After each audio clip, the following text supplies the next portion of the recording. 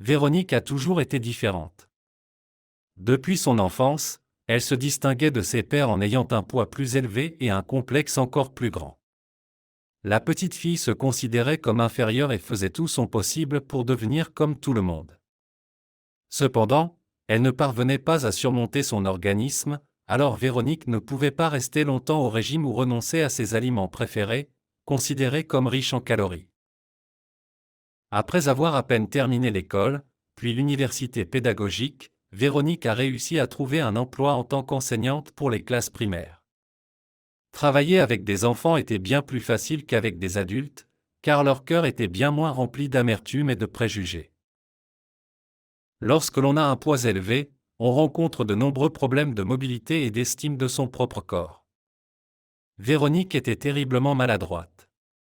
Et cela était une autre raison de l'isolement de la jeune femme. Les moqueries de son entourage ne la quittaient pas, même au travail. Il ne se passait jamais rien de bon avec Véronique, et ses collègues se moquaient d'elle et lui demandaient d'être plus prudente, car après tout, elle travaillait avec des enfants. Et elle essayait. Elle faisait de son mieux, mais que faire face à une maladresse sérieuse? Les élèves des classes supérieures taquinaient Véronique, mais elle s'efforçait de ne pas se vexer et de ne pas prêter attention aux rires moqueurs et aux doigts pointés dans sa direction. La jeune femme essayait même de transformer elle-même les situations cocasses en plaisanteries. Après tout, si on ne peut pas rire de soi, même dans une telle situation, on risque de tomber dans la dépression. Un jour, les classes primaires sont parties en excursion pour visiter des sites historiques importants de la ville. Les enfants étaient bruyants et il était difficile de tous les surveiller, même s'il y avait plusieurs adultes accompagnateurs. Véronique observait attentivement sa classe. Elle leur parlait d'un monument situé près du lac. Entendant l'appel de sa collègue, Véronique rassembla rapidement les enfants et se dépêcha de les rejoindre. Que s'est-il passé? Christian a disparu. Il s'est échappé quelque part et a disparu. Il est au lac, cria quelqu'un. Tous se précipitèrent vers le lac.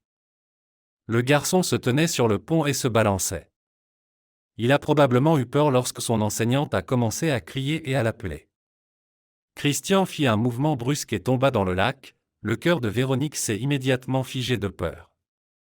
Elle ne savait pas vraiment nager. Et maintenant, alors que tous les adultes regardaient et que l'enfant se noyait, il ne restait aucun doute, il fallait sauter. Gardez un œil sur les autres. Les enfants, ne vous éloignez pas, cria Véronique et se précipita vers le lac.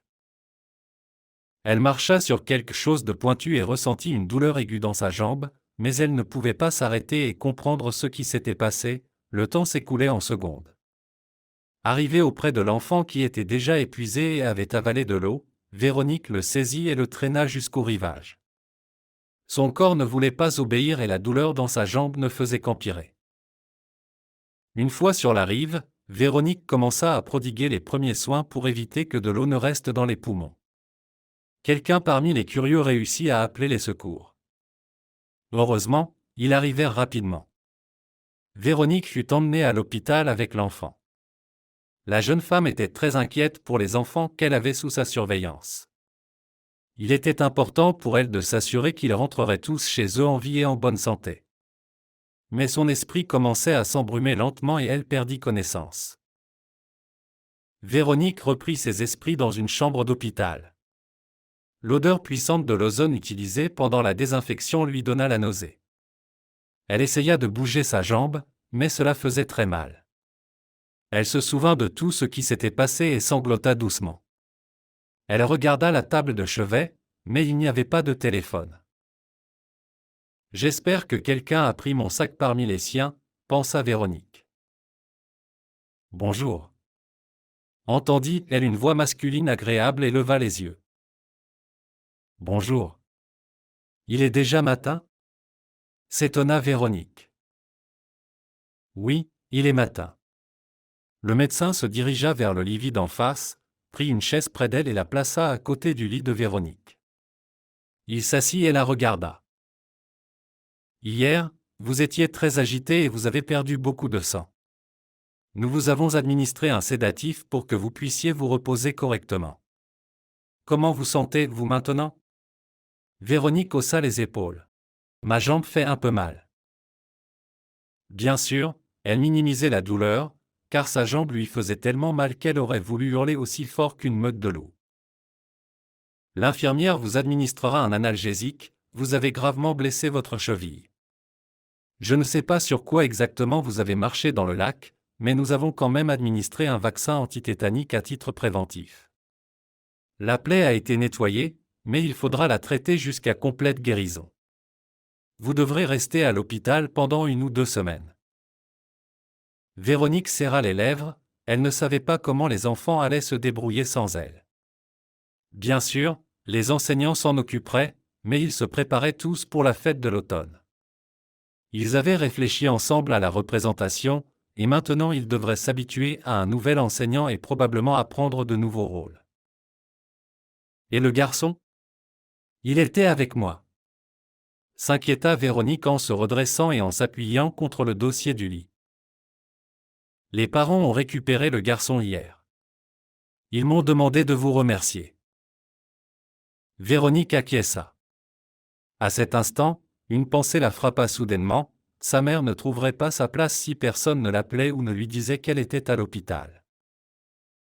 Excusez-moi, est-ce que quelqu'un a apporté mes affaires? Le médecin sourit. Oui, votre mère a apporté vos affaires. Après l'examen, vous pourrez la voir. L'examen ne dura pas longtemps, mais pendant tout ce temps, Véronique rêvait d'être soulagée le plus rapidement possible. La douleur commençait déjà à la secouer. Le médecin fronça les sourcils en examinant sa jambe. Tout ira bien? Demanda prudemment la jeune fille. Oui, ça ira. Je ne dirai pas que ce sera facile, mais nous guérirons votre jambe. Vous êtes une héroïne. Vos collègues ont raconté comment vous vous êtes courageusement précipité pour sauver l'enfant. C'est, pourrait-on dire, un exploit.